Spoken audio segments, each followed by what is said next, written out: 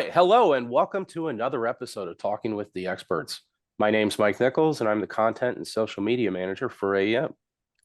Today, I've invited two guests to join me for a discussion about the current state of stormwater and wastewater infrastructure. Our first guest, which some of you have seen before, is James Logan. James currently leads AEM's water sector. In that role, he draws on his extensive experience with the design and installation of monitoring and early warning systems that are used to mitigate exposure to environmental risks. In fact, he's been involved in the assessment, design, development, and implementation of more than 200 such systems, both across the US and abroad.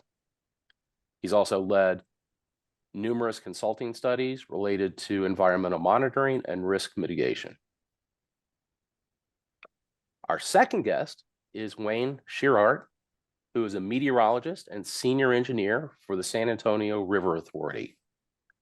He has 40 years of experience in analyzing rainfall paths from the sky to the sea, with technical expertise in meteorology, hydrology, predictive flood modeling, dam safety, rainfall monitoring, and early warning systems.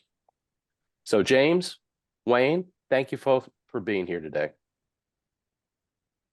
Thank you for having us. Absolutely. Happy to be here, Mike. All right. So James, Wayne, I'm just going to go ahead and do some stage setting for our conversation. I just saw some big announcements over the past week or so. First of all, over the past 12 months, the average global temperature set a new record for the hottest 1 year period. On the heels of that news, it might be maybe a little less surprising to learn that the World Meteorological Organization is now saying there's a 99% chance that 2023 will be the hottest calendar year since the U.S. National Oceanic and Atmospheric Administration started keeping records back in 1880. And related to those first two bits of news, the WMO has also announced that heat trapping greenhouse gas levels in the atmosphere were at a full 50% above pre-industrial levels for the first time in 2022. So, of course, we don't have to dig very far into the science to know that warmer air holds more moisture, and an atmosphere that holds more moisture can deliver more severe rain events. And that's exactly what we've been seeing. There's a 2022 study out of Northwestern found that rain events east of the Rockies have been delivering about 5% more precipitation in recent decades compared to the past. So as the climate warms and those rain events become more severe, the question is, how prepared is our water infrastructure to handle the increased precipitation? So Wayne, let's start with what the San Antonio River Authority is doing to prepare. Well, thanks, Mike. Fortunately for our future climate studies have consistently shown that we will remain in a neutral climate for the next 50 years in this part of Texas. So we're not going to see more rain, just more intense rain at fewer intervals. In other words, less frequently, and more rain during those events. So we've really focused on resilience and mitigation. So SARA positioned itself as a leader in watershed management by building an engineering team with some of the best flood model experts in the region, and they support the Regional Watershed Management Alliance that we are part of that addresses flood mitigation planning at the watershed level. Second, SARA became a FEMA cooperative technical partner and to leverage our flood expertise with FEMA funding for expanded floodplain studies and mapping, and to expand the risk map products into all 4 counties of our district. Third, SARA became a FEMA LOMR delegate, and that allows us to review the LOMR requests within our district to streamline the LOMR review process and apply local expertise to FEMA map change reviews. And lastly, SARA deployed one of the most advanced flood prediction systems in the nation, really, to provide our emergency management responders with advanced flood alerts to better manage their assets during a flood event. Because the speed that the floods occur in the flash flood alley, the speed at which they form, peak, and move through the networks is far faster than what most people see in the country. Wow, thanks. That's some pretty impressive steps you guys have taken, Wayne. James, how do you think other communities are faring in comparison? Well, unfortunately, most communities and organizations aren't doing as well as the San Antonio River Authority. Recently, AEM teamed up with to look at U.S. water infrastructure, and we teamed up with the wastewater digest and stormwater solutions to come to pull professionals and try to get an idea of what was going on in the market and understand how other agencies were faring.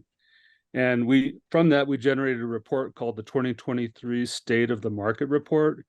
And in that report, based on the response from agencies around the U.S. on their infrastructure, 82% of them agreed that they're facing increasing threat from major weather events, and the majority of them don't believe that their water infrastructure that they have is it's gonna have to be improved in order to deal with the problems. And they have I think right now the average water infrastructure is 56 years old in the U.S., where the average service life of these systems is planned for around 49 years on average. So right now, the majority of systems in the U.S. are already 7 years past their usable life, and so and with the changes coming from climate change, most of those things weren't planned in the original design of those systems. So that's where the impacts come from. Oh, wow. That is not very encouraging. Any thought on what the root of that problem might be, James? Well, most of them, the biggest feedback that we had from these agencies is that they don't have funding to take care of the changes that they need to. So that it's the biggest problem that they all have, and most of them is because they don't have the lack of taxpayer support for increasing some of their costs or increasing their budgets. And this lack of funding is sort of, I think, the source of that most agencies see, because I think if they had the funding, they would be able to afford better plans to mitigate the problems. Yeah, I see what you're saying. Wayne, what are your thoughts on this? I mean, what's the San Antonio River Authority doing to get all around all these sorts of funding challenges that seem to be plaguing everyone else?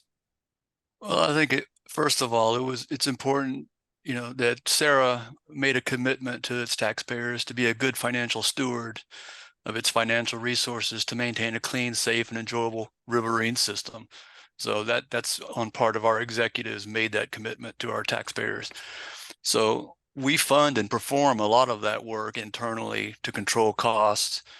And we partner with our district counties and federal agencies such as FEMA and the Corps of Engineers to possibly leverage the cost of planning and development and repair to add value for our constituents. And so as far as maintenance is concerned, I mean, most of the funding doesn't cover maintenance aspects. And the Sarah staff has really developed a pretty intense preventive maintenance schedule to keep our infrastructure in good condition so that more costly repairs are prevented down the road. That makes a lot of sense, Wayne. That's good to see that you're forward thinking. I think more people could learn from that. James, any thoughts, anything you'd want to add to that on these funding challenges and how to overcome? So some other potential ways that funding could be addressed is the federal government's made available a bunch of grants for resilient infrastructure, and we've been assisting agencies around the U.S. by providing support for providing the content for the grant proposals that people are submitting, and helping them to get funding in other means, so that where the federal government is, essentially they're trying to make the infrastructure of the U.S. more resilient, and they're applying funds to help do that. So that's another possible avenue for people to follow, is to get support for that. And that's something that if they at least talk to some of the people in our company that specialize in that, we can help them with the information needed to support grant applications. That's great. Thank you, James. So, James, Wayne, final thoughts, anything that stands out to you that our listeners should take away from today's conversation? Wayne, let's start with you. I'd say that my experience with the planning process is that most entities discount, or they ignore, or they just don't consider the maintenance. And the maintenance on any of these kinds of systems, whether it be the flood alert systems, flood forecasting systems, you know, infrastructure, dams, all of that requires intensive maintenance. And you've really got to look at that down the road, because in most cases, the maintenance costs equal or exceed the development costs, you know, 5, 10, 15 years down the road. So, you know, maintenance is a huge part of success. Great. And James, any one thing you'd want to leave our listeners with on this? Well, I'd encourage our listeners to read the 2023 State of the Market report that we mentioned in this, because there's a lot of good information and shared information that's coming from other agencies around the country, and they can use that to sort of compare where their agency is with what's going on in the rest of the country. And I think it'll help give a better perspective and maybe some supporting justification for the things that agencies might want to do to mitigate the challenges of more intense rainfall and more rainfall depending on where they are in the country. Great. And with that, I think it is time to bring our conversation to an end. So Wayne, James, thank you both for being here today. Really do appreciate it. Thank you for letting me show up, Mike.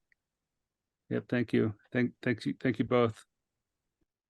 And to all of our listeners, I hope today's conversation gave you some better insight into the current state of today's water infrastructure. More importantly, I hope it gave you a better sense of what organizations like the San Antonio River Authority are doing differently from the majority of organizations that simply are not prepared for the increasingly extreme rainfall events that come with a warming climate.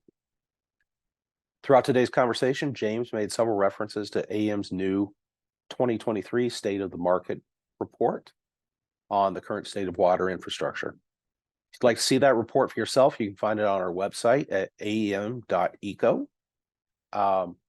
If you'd like to get a direct link to the report, you can find that if you're watching on YouTube, you can find that in the description. If you are watching on one of the social media platforms, you can find that in the comments under here. So until next time, this is Mike Nichols for AEM and Talking with the Experts.